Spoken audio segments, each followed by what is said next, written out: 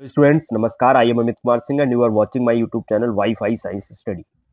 In this video lecture, we discuss about mechanism of breathing, rate of breathing and carbon monoxide poisoning, है ना। तो इस video lecture में हम discuss करने वाले हैं ब्रीदिंग का मैकेनिज्म और रेट ऑफ ब्रीदिंग क्या होता है और इसके अलावा जो कार्बन मोनोऑक्साइड है वो किस तरीके से हमारे रेस्पिरेटरी सिस्टम को इफ़ेक्ट करता है। ठीक है, तो इसको हम डिस्कस करेंगे। तो first we discuss about mechanism of breathing. ठीक है, ब्रीदिंग मतलब क्या होता है? Breathing in this process we intake oxygen rich air, है ना। तो इस प्रोसेस में हम क्या करते हैं? ऑक्सीजन रिच एयर लेते हैं एटमॉस्फेयर से और जो कार्बन डाइऑक्साइड रिच एयर है उसको रिमूव करते हैं फ्रॉम द बॉडी, है ना। This process known as breathing. तो ब्रीदिंग जो है वो 2 स्टेप में होता है।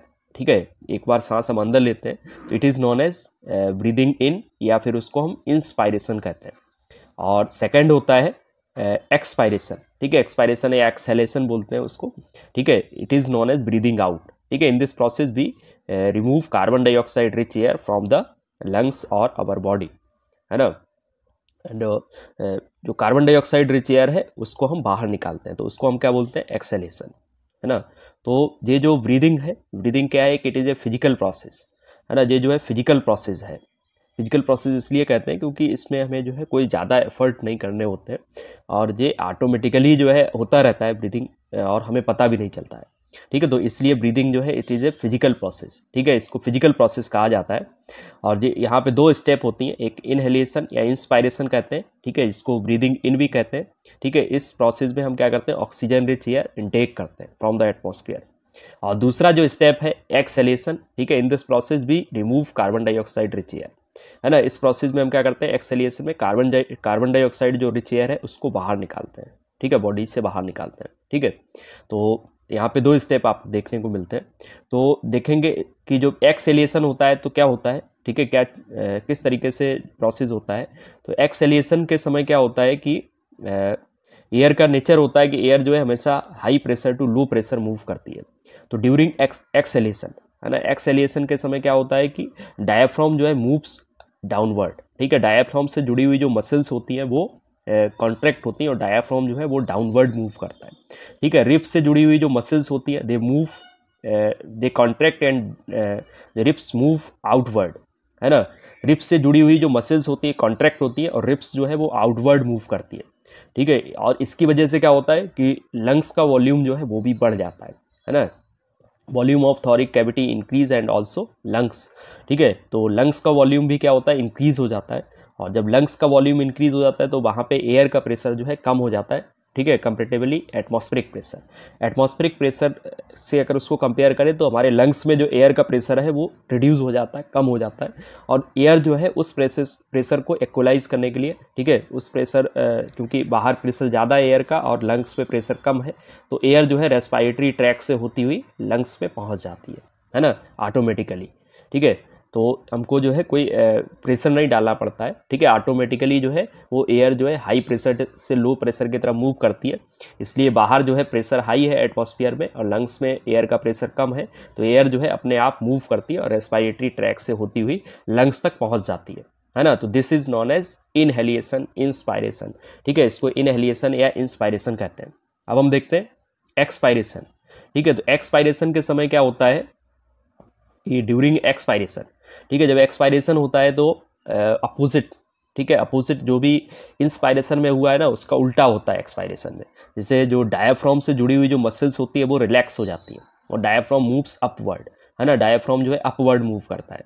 रिप्स से जो जुड़ी हुई जो मसल्स हैं जो कॉन्ट्रैक्ट हुई थी वो रिलैक्स हो जाती हैं एंड रिप्स जो है मूव डाउनवर्ड। ठीक है, रिप्स जो है वो डाउनवर्ड मूव करती हैं और इससे क्या होता है? The volume of thoracic cavity decrease, है ना। थॉरिक कैविटी जो है, थॉरिक कैविटी का वॉल्यूम डिक्रीज हो जाता है। ठीक है, लंग्स का वॉल्यूम डिक्रीज हो जाता है और वॉल्यूम जब डिक्रीज हो जाएगा तो एयर प्रेशर क्या हो जाएगा? अंदर ज़्यादा हो जाएगा। ठीक है, तो लंग्स के अंदर जो एयर का प्रेशर है वो इंक्रीज होता है, एटमॉस्फेरिक प्रेशर से ज़्यादा हो जाता है।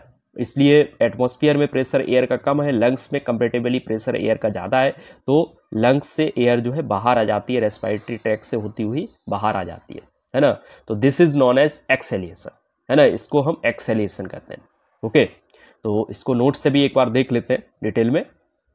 देखिए, तो mechanism of moving oxygen and in carbon dioxide out in human beings is termed as breathing, है ना। तो ऑक्सीजन का मतलब मूव होना, ठीक है, ऑक्सीजन रिच एयर का लंग्स में और कार्बन डाइऑक्साइड रिच एयर का बाहर निकलना, इसको हम ब्रीदिंग कहते हैं, ठीक है। यहाँ पे बाई मिस्टेक जो है रेस्पिरेशन लिख गया है, ब्रीदिंग है।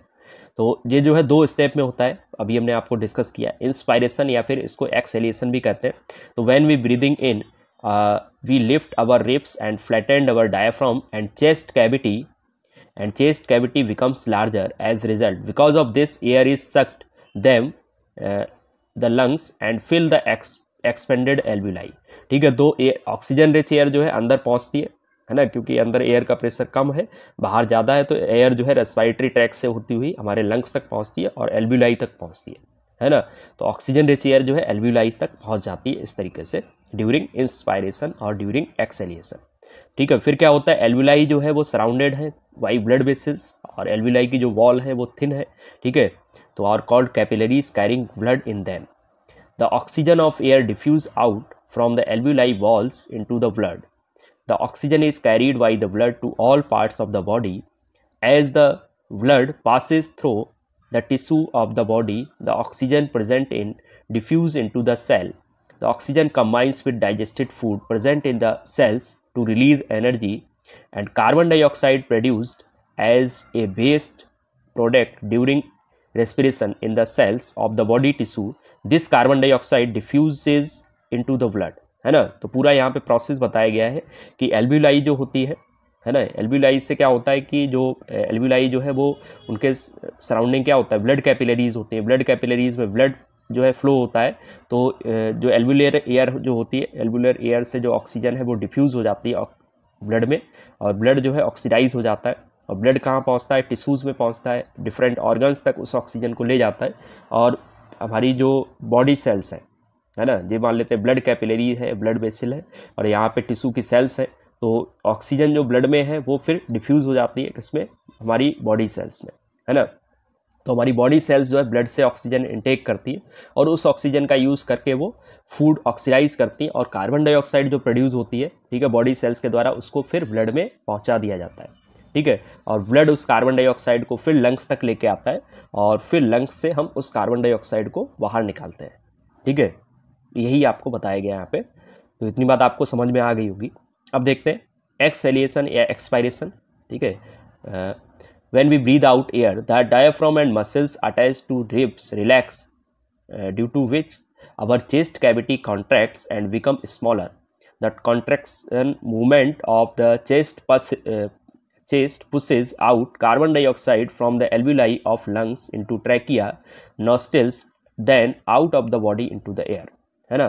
तो मतलब ड्यूरिंग एक्सपायरेशन हमने बताया था, जो मसल्स होती है वो रिलैक्स हो जाती है, ठीक है, अटैच टू द डायफ्राम और अटैच टू द रिब्स, और रिब्स जो है move downward and diaphragm move upward, ठीक है। Due to this the volume of lungs reduce, है ना, and air pressure, the pressure of air in lungs increase, so air move outward, है ना। तो एयर जो है मूव होती है, एयर का प्रेशर लंग्स में बढ़ जाता है, और फिर एयर जो है लंग्स से बाहर की तरफ मूव होती है, और कार्बन डाइऑक्साइड रिच एयर उसको हम बाहर निकाल देते हैं through the respiratory tract, okay. तो इतनी बात आपको समझ में आ गई होगी। अब देखते हैं during the breathing cycle when air is taken in and let out, lungs always contain residual volume of air so that there is sufficient time for oxygen to absorb and for carbon dioxide is to be released, ठीक है। तो होता क्या है, जब breathing हम करते हैं, ब्रीदिंग इन ब्रीदिंग आउट, ठीक है, जब हम सांस लेते हैं और सांस बाहर निकालते हैं, तो जब हम सांस बाहर निकाल रहे होते हैं तो पूरी जो हमारे लंग्स में एयर जो पूरी है ना, कंप्लीट एयर जो है वो बाहर नहीं निकलती, कुछ एयर जो है लंग्स में ही रह जाती है, ठीक है। और वो उस एयर से ऑक्सीजन जो है वो लगातार एब्जॉर्ब होती रहती है ब्लड में, ठीक है। और फिर हम दोबारा उस और एयर जो है अंदर भर लेते हैं ड्यूरिंग इंस्पायरेशन। तो कहने का मतलब है लंग्स कभी भी पूरी तरीके से खाली नहीं होते हैं, ठीक है, कुछ एयर उनमें बनी रहती है, और वो वहाँ पे उस एयर के थ्रू गैसियस एक्सचेंज जो है वो ऑलवेज कंटिन्यू चलता रहता है, और उससे हमें टाइम भी मिल जाता है कि दोबारा हम एयर जो है ले लें, इंस्पिरेशन दोबारा कर लें, है ना। तो इस तरीके से वहाँ पे एयर जो है कुछ ना कुछ मतलब एक वॉल्यूम जो है एयर का बना रहता है, और जो कि गैसियस एक्सचेंज वहाँ पे करता है, ठीक है, जिसको हम बोलते हैं residual volume, okay. It's clear. तो ये डायग्राम मैंने डिस्कस कर ही लिया था। अब हम देखते हैं rate of breathing. Okay, next topic है हमारा रेट ऑफ ब्रीदिंग। तो the process of breathing pumps in oxygen into our body and removes carbon dioxide, है ना। तो ब्रीदिंग में हम क्या करते हैं, ऑक्सीजन रिच एयर लेते हैं, कार्बन डाइऑक्साइड रिच एयर निकालते हैं। तो ब्रीदिंग रेट का मतलब होता है, रेट ऑफ ब्रीदिंग मतलब 1 मिनट में हम जितनी बार इंस्पिरेशन और एक्सप्रेशन कर रहा है, ठीक है, एक्सपायरेशन हो रहा है, इंस्पायरेशन हो रहा है, तो it is known as rate of breathing, है ना। Breathing occurs involuntary, what the rate of breathing is controlled by the respiratory system, of brain, and the average breathing rate in adult men at rest is 15 to 18 times per minute, ठीक है। तो 1 minute में जितनी बार हम breathing करते हैं वो breathing rate होता है, ठीक है। 1 ब्रीथ का मतलब है 1 इंस्पिरेशन और 1 एक्सपायरेशन, ठीक है। एक बार हमने सांस अंदर ली, एक बार और बाहर निकाली, तो हमारे एक जो है एक सांस उसको कहेंगे 1 ब्रीथ कहेंगे, है ना। तो अगर हम इसी तरीके से 15 टू 18 टाइम्स नॉर्मली हमारा ब्रीदिंग रेट होता है, 1 मिनट में हम 15 से 18 बार जो है सांस लेते हैं, ठीक है। This breathing rate increase with increase physical activity, ठीक है। लेकिन हम कोई भी फिजिकल एक्टिविटी करते हैं तो ब्रीदिंग रेट बढ़ जाता है, क्योंकि oxygen required for breathing and respiration is carried by haemoglobin pigment present in our blood, है ना। तो ब्रीदिंग से जो भी हमको ऑक्सीजन मिलती है, ठीक है, उसको हमारी बॉडी सेल्स तक पहुंचाने का काम जो है हीमोग्लोबिन करता है, ठीक है। Haemoglobin present in our RBCs, है ना। हमारी आरबीसीज में एक रेड कलर्ड पिगमेंट होता है हीमोग्लोबिन, और यही जो है हीमोग्लोबिन हमारी बॉडी सेल्स तक ऑक्सीजन को पहुंचाता है ना। लंग्स पे हीमोग्लोबिन जो है ऑक्सीजन के साथ कंबाइंड होकर ऑक्सी हीमोग्लोबिन बनाता है ना। और फिर बाद में बॉडी सेल्स में पहुंचकर ये ऑक्सी हीमोग्लोबिन जो है ब्रेक डाउन हो जाता है हीमोग्लोबिन और ऑक्सीजन में, और हमारी बॉडी सेल्स को ऑक्सीजन मिल जाती है ना।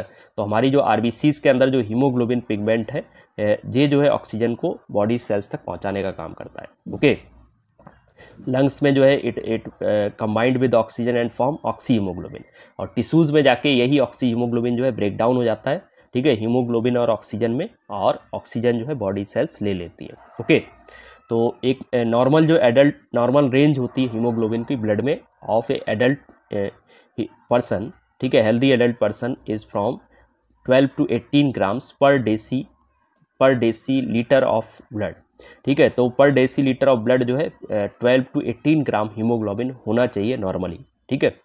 ओके, अब देखिए, the deficiency of haemoglobin in the blood of a person reduce oxygen carrying capacity of blood resulting in breathing problems, tiredness and lack of energy, ठीक है। तो अगर हीमोग्लोबिन का अमाउंट जो है नॉर्मल से कम होता है तो कोई भी व्यक्ति है उसको जल्दी थकावट आएगी, ब्रीदिंग प्रॉब्लम्स होगी, ठीक है, एनर्जी लेवल लो रहेगा, तो it is caused by the lack of haemoglobin, ठीक है। तो हीमोग्लोबिन की कमी से इस तरीके के जो सिम्टम्स हैं देखने को मिलते हैं।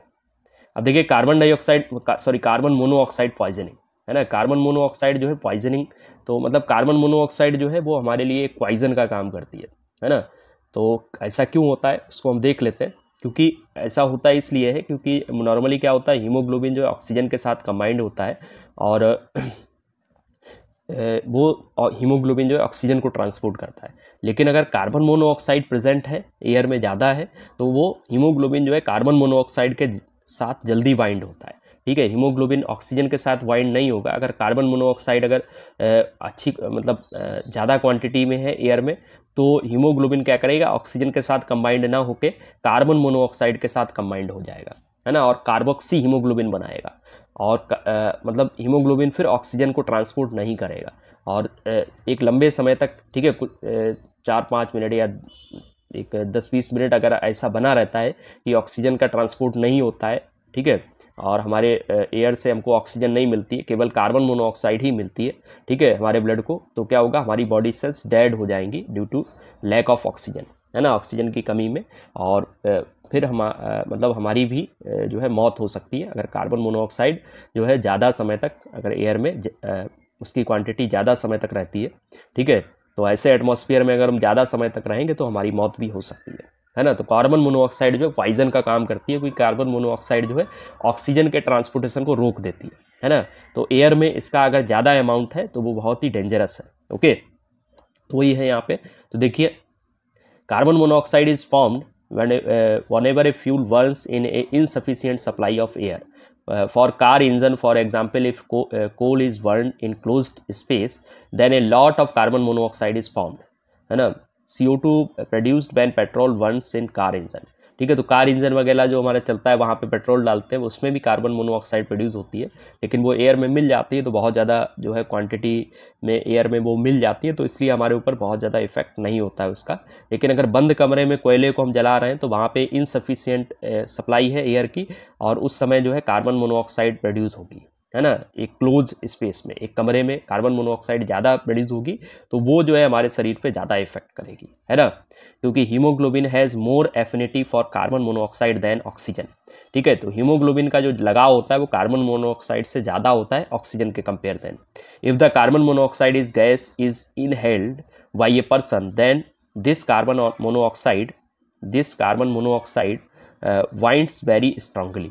ठीक है, तो अगर कार्बन मोनोऑक्साइड कोई भी व्यक्ति लेता है तो कार्बन मोनोऑक्साइड के साथ हीमोग्लोबिन जल्दी कंबाइंड होगा देन ऑक्सीजन के. तो देखिए यहाँ पे, और हीमोग्लोबिन, ओके, देखिए haemoglobin in the blood and prevents it from carrying oxygen to the brain and other parts of the body. ठीक है, तो कार्बन मोनोऑक्साइड का अगर ज़्यादा अमाउंट रहेगा एयर में तो ऑक्सीजन की सप्लाई नहीं होगी ब्लड के द्वारा, और इसकी वजह से हमारी जो बॉडी सेल्स है वो डेड हो जाएंगे. ठीक है, due to lack of oxygen the person can not breathe properly, है ना. तो मतलब ऑक्सीजन की कमी में और कार्बन मोनोऑक्साइड ज़्यादा होने पे हमारी सेल्स डेड होने लगेंगी, और ज़्यादा समय तक ऐसा रहता है तो मतलब हमारी मृत्यु भी हो सकती है ना. तो this is the effect of carbon monoxide. Okay, thanks for watching. और मुझे लगता है आप लोगों को सारे जो चीज़ें यहाँ पे जो मैं टॉपिक डिस्कस कर रहा हूँ आप लोगों को समझ में आ रहे होंगे. अगर कोई प्रॉब्लम है तो उसको कमेंट सेक्शन में कमेंट करके मुझे अपना फीडबैक दीजिए, और वीडियो को लाइक करिए, शेयर करिए, और सब्सक्राइब करिए चैनल को. बाकी जो स्टूडेंट्स हैं उनको भी बोलिए सब्सक्राइब करने के लिए, उनको भी शेयर करिए. और मैं आपकी जो है जो सारी जो प्रॉब्लम्स हैं 9th और 10th जो साइंस के रिलेटेड, ठीक है, इवन 6 to 8th भी, तो उसको मैं प्रॉब्लम्स सॉल्व कर सारी प्रॉब्लम्स को आपकी जो है सॉल्व कर सकता हूँ. तो आप मेरे साथ प्रॉब्लम शेयर करिए, क्वेश्चन है, कोई भी डाउट है तो उसको पूछिए, और बाकी मेरे चैनल को सपोर्ट करिए, लगातार मेरे साथ में बने रहिए, जिससे कि मैं एक आपके लिए बेहतर काम कर पाऊँ और आपके जो है जो जर्नी है उसमें कंट्रीब्यूट कर पाऊँ. Okay, thanks for watching. नमस्कार.